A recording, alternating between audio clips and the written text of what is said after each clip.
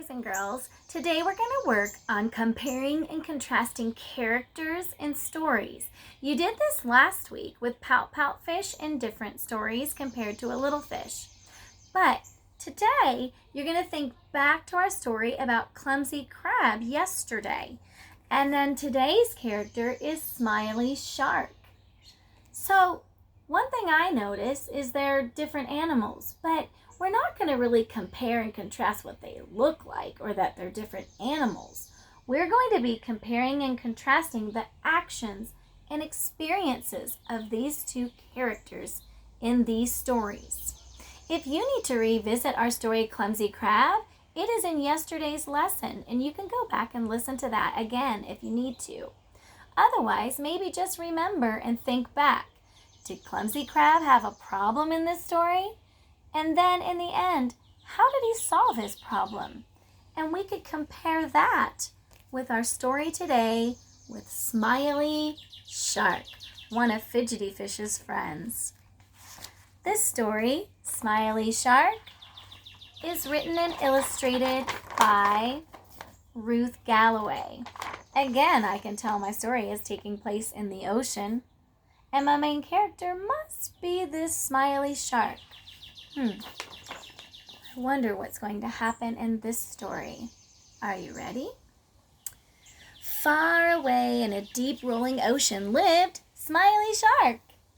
The smiliest and sunniest and the friendliest and the funniest and the biggest and the toothiest of all fish in the sea.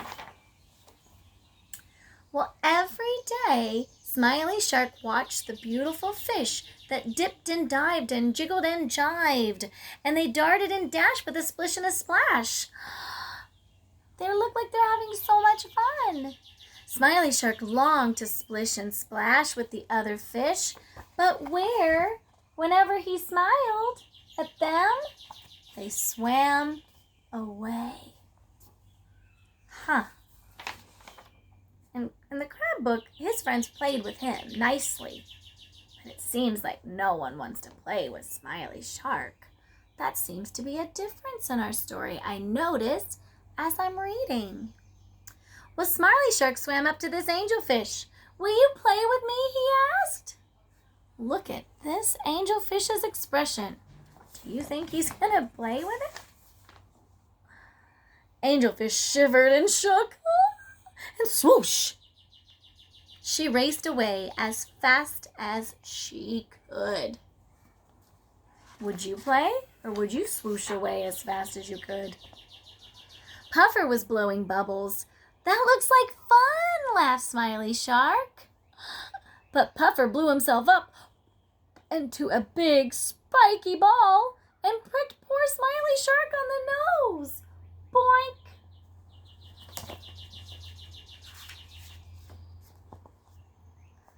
Starfish was twirling and whirling, dancing and prancing.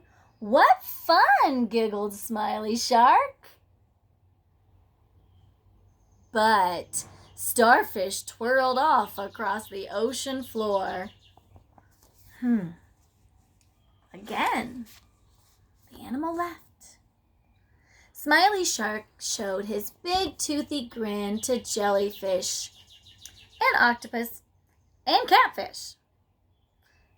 In a flash, they all took off as fast as they could swim. Look at that frown on poor Smiley Shark. He doesn't look so smiley now. I don't know how he's feeling in the story. "Everyone is scared of my big white teeth," wailed Smiley Shark. He didn't feel much like smiling anymore. Splish, splash. Twisting and turning, splashing and churning, the fish danced faster than ever. Smiley Shark watched from a distance. He watched, but this time something was very wrong. What is going to happen?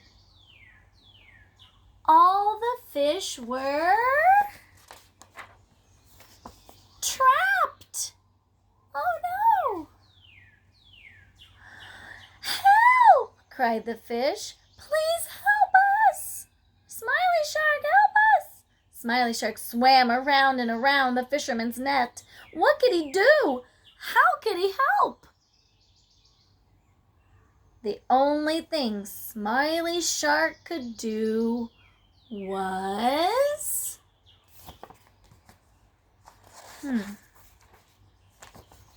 Smile.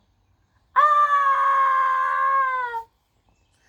screamed the fisherman. He dropped his heavy net into the waves. "I'm getting out of here!" he cried. "Hooray!" cheered the fish. "We're safe! Thank you, Smiley Shark."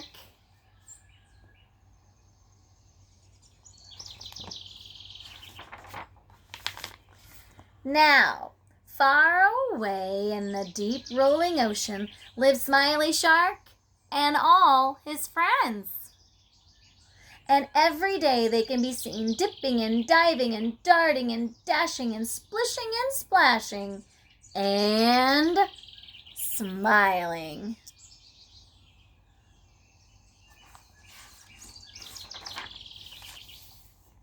And that is our story about Smiley Shark. So, I read these two books and I noticed that in this story, Smiley Shark, that he had a problem in the story, that he kept going up to all of these different characters, different animals that he wanted to be friends with and play with because he liked what they were doing. But each one of them swam away when he showed those pearly white big teeth. He thought no one wanted to be his friend. No one wanted to play with him. But I really think the other characters might have been a little bit scared. Maybe. Then there was a problem in the middle of the story. Think back. What was that big problem? He had his own problem of the friends not wanting to play with him. There was a big problem that happened to all the characters in the middle of the story. Oh yeah, they all got caught in that fisherman's net, and then they screamed for help, help. And Smiley Shark came to the rescue, and he scared the fisherman away just like he used to scare the friends away. And then all of the fish were so thankful that they all became friends, and then swam and dashed and splished and splashed in the ocean together. So that was the problem in this story that Smiley Shark ended up helping to solve. I remember Clumsy Crab, he had a problem with himself too. He thought his claws were so clumsy. But in the end, he found out how useful his claws were. Smiley Shark found out how useful those smiley teeth are. Oh, there was also a problem in this story. No one got caught in a fishing net in Clumsy Crab, but I do remember Octopus getting caught in some seaweed. I think that there was a problem in this story. Remember? And then think back, what did Clumsy Crab do? He snipped and snapped and clipped and clapped, and he helped free Octopus. So, in both books, I noticed a similarity, something that's the same. There was a big problem in both stories, and the main character, Smiley Shark and Clumsy Crab, helped solve the problem with something they were good at. Now, I know you're good at many things. So today, I want you to write down one thing in these two stories that you noticed was the same in their experiences and their actions in the story. Not how they look and that they're a crab and a shark. We know they're different animals. But what actions and experiences were this one the same and one thing that was different? Please write down one similarity and one difference and submit that to your teacher today. I hope you enjoyed these books by Ruth Galloway. Tomorrow, I think you have a tickly octopus on the way. Have a great day.